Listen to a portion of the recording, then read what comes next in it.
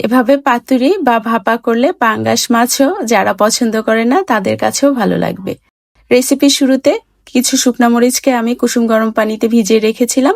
এখানে হলুদ আর কালো সরিষা নিয়েছি 1 টেবিল চামচ, সেই সাথে দিয়ে দিলাম 1.5 চা চামচ পোস্তদানা। সবকিছুকে কুসুম গরম পানিতে 15 থেকে 20 মিনিটের জন্য ভিজিয়ে রেখে দিলাম।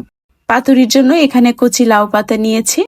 লাউ পাতার আঁশগুলোকে আলতো হাতে ছাড়িয়ে নিতে হবে, না হলে কিন্তু ছিঁড়ে যেতে পারে।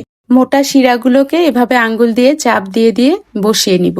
চাইলে কুসুম গরম পানিতে ভাপিয়েও নেওয়া যাবে। ভালোমতো ধুয়ে পানি ঝরতে রেখে দিলাম। ব্লেন্ডিং জারে ভিজিয়ে রাখা মরিচ, সরিষা পোস্ত নিলাম, সেই সাথে দিয়ে দিলাম 1/4 কাপ পেঁয়াজ কুচি, দিয়ে দিলাম আদা এবং রসুনের কুচি, আর সামান্য পানি দিয়ে মিহি করে ব্লেন্ড করে নিলাম। 3.5 কেজি ওজনের একটা পাঙ্গাস মাছ থেকে কয়েক পিস নিয়েছি। এবার এর মধ্যে দিয়ে দিলাম 1.5 চা চামচ লবণ, 1 চা চামচ হলুদ গুঁড়া।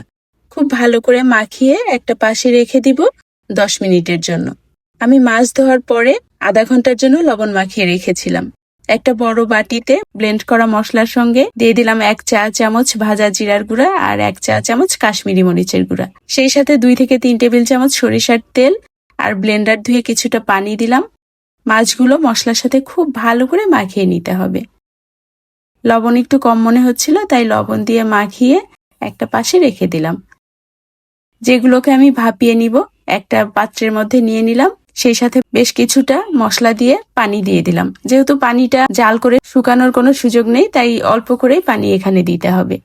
3টা কাঁচামরিচ আর কিছু সরিষার তেল দিয়ে ভাপে বসিয়ে দিলাম। মিডিয়াম টু লো হিটে 25 থেকে 30 মিনিটের জন্য ভাপিয়ে নিব।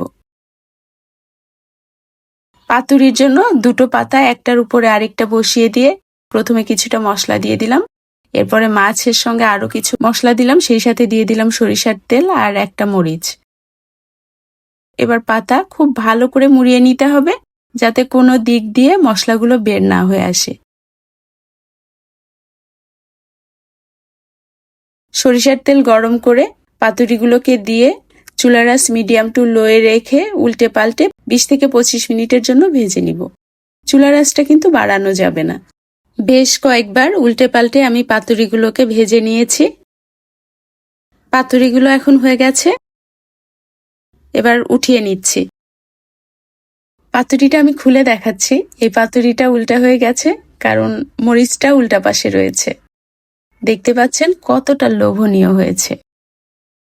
এদিকে যেটাকে ভাপে বসিয়ে দিয়েছিলাম, 25 থেকে 30 মিনিট পরে চুলার জাল বন্ধ করে ঠান্ডা হওয়ার পরে নিয়েছি, আর দেখতে পাচ্ছেন কতটা লোভনীয় হয়েছে।